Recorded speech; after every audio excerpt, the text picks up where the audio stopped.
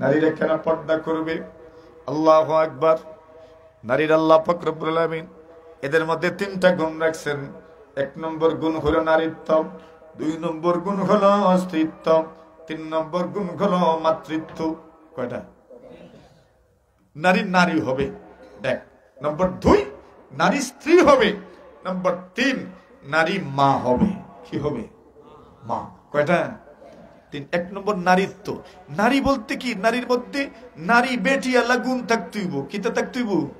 বেটিয়ালা গুণ। বেটির গুণ কি? বেটির গুণ হইল, মহিলার গুণ হইল লজ্জা। কি? মহিলার গুণ কি? মহিলা মানেই তো লজ্জাশীল। যেই বেটির লজ্জা নাই, মানুষে কই এই বেটি বেড়ার লাগান কই না। যেই মহিলার লজ্জা নেই, মানুষে কিতা কই এই বেটি কইনি। আপনারা দেশ হইতা কইন তাহলে কি বুঝা গেল? লজ্জা না থাকলে কার লাগান? তাহলে বুঝা গেল মহিলার গুণ কি? লজ্জা।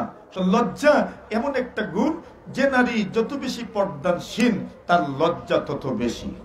তার লজ্জা তত বেশি। পুরুষের মধ্যে রসায়ন শাস্ত্র বলে পুরুষের মধ্যে খাট যাচ্ছি পদার্থ আছে, আর নারীদের মধ্যে অম্ল যাচ্ছি পদার্থ আছে। যদি নারী বেফর্দা চলাফেরা করে তাহলে খাট যাচ্ছি পদার্থের সামনে যদি বেশি যায় তো অম্লকে আকর্ষণ করতে থাকে, তখন ওই নারীর আর লজ্জাভূত বলতে তেমন কিছু থাকে না। আর যেই নারীর লজ্জাভূত বলতে তেমন কিছু থাকে না, এই নারীর মধ্যে আর কোনো সৌন্দর্যই থাকে না। এজন্য যেই নারী যত বেশি পর্দানশীল, এই নারীর তত বেশি আপনার লজ্জা আছে। আর যার লজ্জা যত বেশি তার স্বামীর প্রতি তত আসক্তিও বেশি। ঠিক কিনা? কথা বলেন।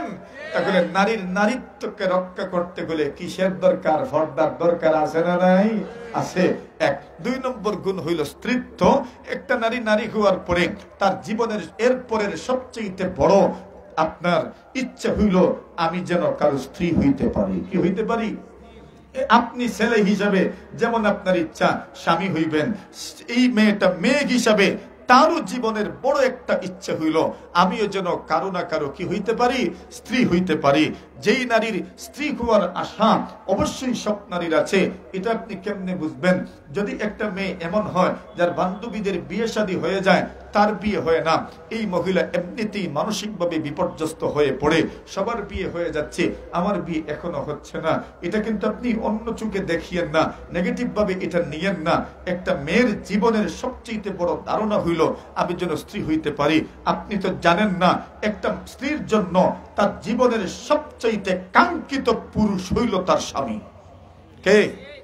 আপনি যদি বলেন বাপ, ছেলে আর স্বামী, 3টা থেকে একটা গ্রহণ করো, নিশ্চিত এরা স্বামীকেই গ্রহণ করবে। কারা গ্রহণ করবো? স্বামীকে। ছেলেকেও ছেড়ে দিতে রাজি হবে, বাবাকেও ছেড়ে দিতে রাজি হবে, কিন্তু স্বামীকে ছাড়বে না। এরা জানে আমাদের জীবনের সুখ দুঃখের একমাত্র মানুষকে আপনারা স্বামী। এই জন্য নারীদের সাইকোলজিক্যাল এই কষ্টে আপনি কখনো ফেলবেন না।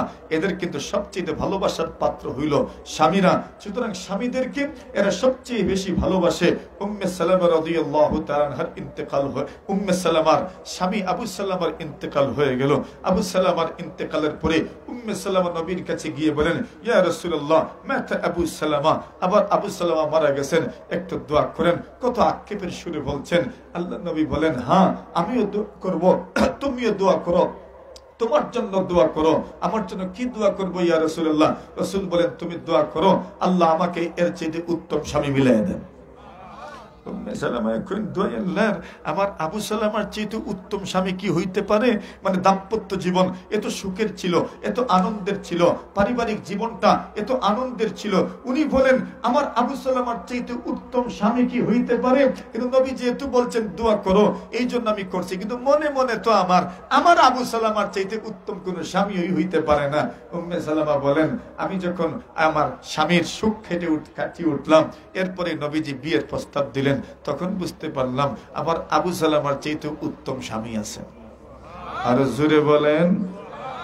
কত লম্বা হয়ে যাচ্ছে, লম্বার সুযোগ নেই। আমি তো এখনো মূল কথাই যেতে পারি নাই। আসেন, যে কথা বলছিলাম, নারীর 2 নম্বর টার্গেট হইল কারো স্ত্রী হওয়া। স্ত্রীত্বকে রক্ষা করার জন্য পর্দার দরকার। যেই সমস্ত নারীরা বেপর্দা চলাফেরা করে, স্বামী যদি প্রবাসে থাকে আর যদি সংবাদ পায় স্ত্রী বেপর্দা চলাফেরা করছেন, তখন এখান থেকেই ফোন যুগে যুগে কয়, শুনো গো, তোমারে, তোমার মারে, তোমার হাবি গোষ্ঠীরে সবরে মিলে 100 দিলাম। মাথুন না দেয়নি এরকম, দেয়নি এরকম দে। কেন দেয়? যখন অন্যের কাছ থেকে শুনতে পারে তুমি বেপর্দা চলাফেরা করছো। আরে দুনিয়ার পুরুষরা এরা কিন্তু অন্যরকম। নিজে দেখবেন, নিজে কোনো বেপর্দা নারী বিয়ে করতে চায় না, সবাই পর্দাশীল নারী ওই বিয়ে করতে চায়, ঠিক না বেঠিক? সবাই চায় আল্লাহওয়ালা নারী হইতো। এমনকি যারা বাবা হইছেন এরারও মনের ইচ্ছে হইল আমার ছেলের বউজি হইব কি তৈতো একবারে খাদিজাতুল কুবরার মতো হইতো। তো ছেলে কেমন? ছেলে মুহাম্মদুর রাসূলের মতো নেই। ছেলে যদি মুহাম্মদুর রাসূলুল্লাহর মতো হয়, মেয়েও পাইবেন, স্ত্রীও পাইবেন, পুত্রবধূও পাইবেন আপনার খাদিজাতুল কুবরার মতো, আয়েশার মতো। আর ছেলে যদি এরকম না হয় তাহলে এমন আশা করে লাভ নাই। হ্যাঁ, আল্লাহর কাছে দোয়া করতে পারেন, কোনো অভাব অসুবিধা নাই। হয়তো আল্লাহ তাআলা দোয়ার মাধ্যমে দিতে পারেন। মনে করিয়েন যদি দেন, আল্লাহ তাআলা এই জন্য দিয়েছেন ওই মেয়েই তোমার ছেলেরে পরিবর্তন করবো, ঠিক না ঠিক? তাহলে স্ত্রীত্ব রক্ষার জন্য পর্দার বিকল্প নাই। নারীর 3 নম্বর গুণ হইল মাতৃত্ব। কি? মা হওয়া। যেই নারী স্ত্রী হইল, এইবার এই নারীর জল্পনা আর কল্পনা, আমি যেন কি হইতে পারি? মা হইতে পারি। যেই মেয়েটা মা হইতে পারে না, বছর চলে যায়, 2 বছর চলে যায়, 2.5, 3 বছর, 4 বছর, 5 বছর পর্যন্ত চলে যায়, ওই মহিলাকে জিজ্ঞাসা করেন মা হতে না পারার বেদনা আর ব্যথা কি পরিমাণ। ভাবিও জালেও দেখবেন খুঁটা মারে, শাশুড়িও দেখবেন খুসা মারে, ফাঁসের বাড়ির ইনিও দেখবেন খুসা মারে, সবাই কুসাইতে থাকে। কি একটা সন্তানও হয় না, একটা সন্তানও হয় না।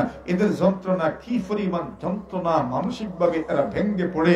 এরা ডাক্তারের পর ডাক্তার দেখায়, তাবিজের পর তাবিজ দেয়, এরপরেও যখন কোনো কিছু হয় না, এরা তখন নিজেকে এত অসহায় মনে করে, এটা আপনি কল্পনাও করতে পারবেন না। সুতরাং একটা মেয়ের যখন বিয়ে হয়, তার জীবনের সবচেয়ে বড় এখন টার্গেট হইল কি হওয়া? মা হওয়া। তাহলে বোঝা গেল নারীরা মা হয়। নারীদের পেটটা স্বাভাবিক একটা পেট নয়, এই পেটটাই হইল আদম সন্তানের ফ্যাক্টরি আর কারখানা, ঠিক না ঠিক? আপনি লক্ষ্য করলে দেখবেন এই দুনিয়াতে যত ফ্যাক্টরি আর কারখানা আছে, বিস্কুটের ফ্যাক্টরি হোক আর চিনির ফ্যাক্টরি হোক, চতুর্দিকে দেখবেন দেওয়াল আছে, পর্দা কাঁটাতারের বেড়া আছে না নাই? বিদ্যুৎ উৎপাদন করে যেখান থেকে, এরও চতুর্দিকে আসেনি না নাই? আছে। কেন? সংরক্ষণ করতে হয়। যেখান থেকে কিছু উৎপাদন করা হয় এটাকে সংরক্ষণ করে রাখতে হয়। এখানে একটা সিকিউরিটি রাখতে হয়, একটা সিকিউরিটি ব্যবস্থা রাখতে হয়, সেফটির ব্যবস্থা রাখতে হয়, সংরক্ষণ করতে হয়, এটাকে আলাদা করে রাখতে হয়। আদম সন্তানের কারখানা, মা জাতির পেট, এটাকেও তো সংরক্ষণ করার দরকার আছে না নাই?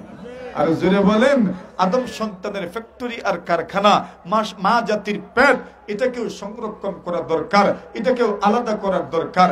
এই জন্য মায়েরা যেহেতু মা হবে, সুতরাং মাতৃত্বের গুণকে অক্ষুণ্ণ রাখার জন্য এবং এই গুণটাতে তাদেরকে সহযোগিতা করার জন্য এদেরকে পর্দার আড়ালে রাখার দরকার, ঠিক না ঠিক?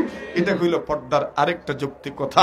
এই যৌক্তিক কথাগুলো যদি বুঝে থাকেন তাহলে বলুন তো, নারীরা পর্দার ভিতরে থাকবে না বাহিরে থাকবে? মা তো জুড়ে জুড়ে, পর্দার ভিতরে না বাহিরে? ভিতরে। এবার বলেন, পর্দার ভিতরে যে থাকবে, পর্দাটা করবে কোন তরিকায়, কোন পন্থায়, কোন পথে? আল্লাহ সেই কথাগুলো কোরআনে মাজিদের মধ্যে বয়ান করেছেন। ওয়াকারনা ফি বুয়ুতিকুন্না, আল্লাহ বলেন নারীদের পর্দার প্রথম পন্থা হইল এরা থাকবে তাদের ঘরে। কোন জায়গায়? জোরে কই। নারীরা থাকবে কই? ঘরে থাকবে। নারীদের পর্দা কি? নারীরা থাকবে কোথায়? ঘরে। কে বলছেন? মা থইন না আপনারা? কে কইছেন? আল্লাহ কইছেন। নারীদেরকে সৃষ্টি করেছেন কে? সুতরাং আল্লাহই তো বেশি জানেন নারীরা থাকবে কোথায়।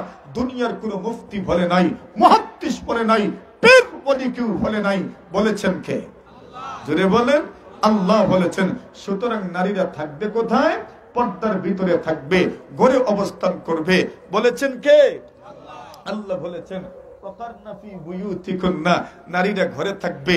কে বলেছেন? আল্লাহ বলেছেন নারীরা কেন ঘরে থাকবে? প্রধান মেহমান এসে গেছেন, বয়ান হবে।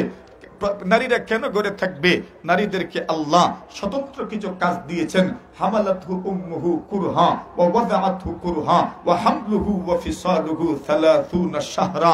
এরাই সন্তানকে গর্ভে ধারণ করে, এরাই সন্তান প্রসব করে, এরাই সন্তানকে দুধ পান করায়। যদি মাতৃত্বকালীন ছুটি হয় স্কুলে, তাহলে বোঝা গেল মাদের জন্য পর্দাটাই সবচেয়ে উপযোগী। নারীর একটা জিম্মাদারি হইল সন্তান গর্ভে ধারণ করা, সন্তান প্রসব করা, সন্তানকে দুধ পান করানো। এই জিম্মাদারি পালন করার জন্য নারীর বাহির বেশি উপযুক্ত না ঘর উপযুক্ত? সুতরাং আল্লাহ বিধান দিয়েছেন মুকান্না ফি বুয়ুতিকুন্না। এখন চিরদিন তো ঘরে থাকবে না, ঘর থেকেও তো তার বাহির হতে হবে। ঘর থেকে বাহির হবে শরীয়ত অনুমোদিত কারণে। শরীয়ত যেই কাজের জন্য অনুমোদন দিবে ঘর থেকে বের হওয়ার, ওই কাজের জন্য নারীরা ঘর থেকে বের হইতে পারে। ইসলাম নারীদেরকে বন্দী করে নাই, শরীয়ত অনুমোদন দিয়েছে কোন কোন কারণে আপনি ঘর থেকে বের হইতে পারেন। ঘর থেকে যখন বের হবেন তখন আপনার পর্দা আরেক রকম। কিরকম পর্দা? আল্লাহ বলেন নবী আপনি বলে দিন কুল্লি আজওয়াজিকা, আপনার স্ত্রীদেরকে বলুন, আপনার মেয়েদেরকে বলুন, ও নিসাইল মুমিনিন, দেওনঘর, শেওলা, আশপাশের সমস্ত নারীদেরকে আপনি বলুন, সারা দুনিয়ার সব মহিলাদেরকে আপনি বলে দিন ইউদনিনা আলাইহিন্না মিন জালাবিবিহিন্না, এরা যেন আপাদমস্তক ডেকে রাখে। ওগো রাসূল আপনি এদেরকে বলুন সবাই যেন পর্দা করে ঘর থেকে বের হয়। আল্লাহ অন্য আয়াতের মধ্যে বলেন ওয়া কুল্লিল মুমিনাতি ইয়াগদুদনা মিন আবসারিহিন্না ওয়া ইয়াহফাজনা ফুরুজাহুন্না ওয়া লা ইউবদিনা যিনাতাহুন্না ইল্লা মা সাহারা মিনহা। আল্লাহ বলছেন সৌন্দর্য প্রকাশ করে ঘর থেকে বের হবে না। ওয়ালা ইয়াতাবাররাজনা তাবাররুজাল জাহিলিয়াতিল উলা, বর্বর যুগের নারীদের মতো সৌন্দর্য প্রকাশ করে ঘর থেকে বের হবে না, বরং প্যাকিং হইয়া ঘর থেকে বের হইব। যেমন প্যাকিং হইয়া ঘর থেকে বের হবে, রাসূল বলছেন যদি প্যাকিং হয়ে ঘর থেকে বের হইতে পারে কিয়ামতের দিন আল্লাহ তাদেরকে জান্নাত দিবেন। বেফরদাদের মতো যদি ঘর থেকে বের হয় জান্নাতে তো ঢুকবে না, জান্নাতের ঘ্রাণও পাবে না। আল্লাহ তাআলা এই পর্যন্ত যা আলোচনা হইল, বাকি আলোচনা অবশিষ্ট রয়ে গেল, আল্লাহ বাঁচাইলে কখনো হবে। কিন্তু পর্দার মূল ফোকাসটা আমি আপনাদের সামনে উপস্থাপন করে দিয়েছি। আমাদেরকে আল্লাহ তাআলা তৌফিক দান করুন, আমাদের মেয়েদেরকে যেন পর্দা নিশীন করতে পারি, আমাদের ভাগ্নি ভাতিজিদেরকে যেন পর্দায় রাখতে পারি, আমাদের স্ত্রীদেরকে যেন পর্দায় রাখতে পারি। আত্মমর্যাদাশীল আল্লাহ আমাদেরকে বানান। আল্লাহ তাআলা আমাদেরকে গায়রাত দান করুন। আমাদের স্ত্রীদের ফটো যেন অন্যের সামনে প্রকাশ না করি, ফেসবুক থেকে শুরু করে আমরা যেন আমাদের স্ত্রীদের ফটোগুলো প্রকাশ না করি।